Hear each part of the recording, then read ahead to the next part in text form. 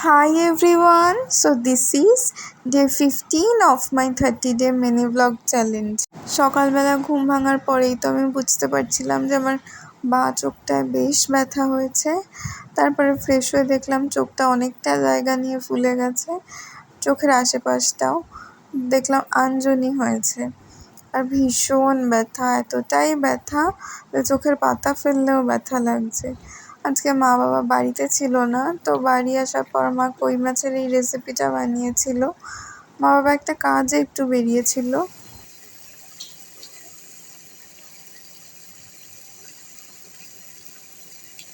আমি এখানে লাঞ্চ করে নিচ্ছি ভাত, লাল শাক ভাজা, পটল ভাজা আর কই মাছের ওই রেসিপিটা দিয়ে। রেসিপিটা বেশ ভালো হয়েছিল, টেস্টি ছিল। তারপর আমি এখানে পড়তে যাচ্ছি, এখন 4টে বাজে, তাও ভীষণ রোদ আর আমার তো এখানে ভীষণ ঘুম পাচ্ছিল।